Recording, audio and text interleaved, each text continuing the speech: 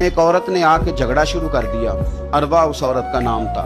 اسے آ کے حضرت سعید بن زید سے جھگڑا شروع کیا کہ یہ جو مکان ہے نا آپ کا، اس میں اتنی جگہ میری ہے۔ اور کہہ کسے دیا؟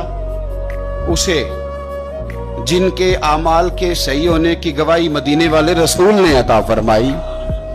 اس نے کہا جناب یہ مکان میں میرا حصہ ہے۔ اب حضرت سعید بن زید رضی اللہ تعالیٰ عنہ فرمانے لگے یہ زمین اسی کو دے دو، ختم ہو گئی بات۔ شریف آدمی کیسے جھگڑا کرے؟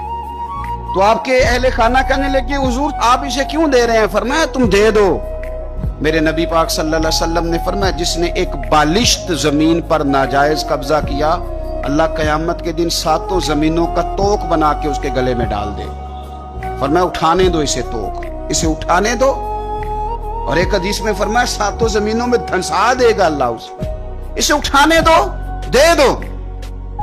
لیکن تکلیف تو ہوتی ہے نا، کہاں سے اتنا حوصلہ بندہ کرے؟ دل تو ٹوٹ جاتا ہے نا کہ یار میرے اوپر اس طرح الزام لگانا، اور اس طرح کسی شخص کے بارے میں وہ بندہ جس نے زندگی تقوی میں گزار دی اس پر اتنا گھنونا الزام لگا دینا۔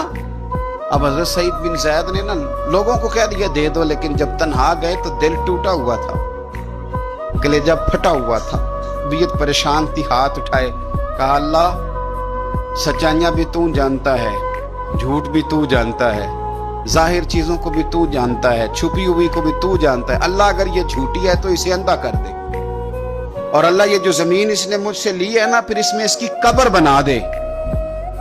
بعض شارحین نے لکھا ہے کہ حضرت سعید بن زید تو پہلے وصال کر گئے، لیکن وہ عورت زمین تو لے لی، گھر میں رہتی تھی پر اندھی ہو کے رہتی تھی، ڈھونڈتی پھرتی تھی، دائیں بائیں جاتی تھی۔ تو لوگ اسے کہتے تھے کیا بنا؟ کہنے لگی کچھ نہ پوچھو، مجھے سعید بن زید کی دعا لگ گئی ہے، مجھے لگ گئی دعا۔ تڑپتی تھی، روتی تھی، کنواں کھدوایا ہوا تھا، امیر لوگوں نے گھر میں کنواں کھدوایا ہوا تھا، تو یوں لگتا ہے کہ پانی بھی کوئی نہیں پلاتا تھا، کوئی نواسا نواسی پوتا پوتی بھی قریب نہیں آتا تھا۔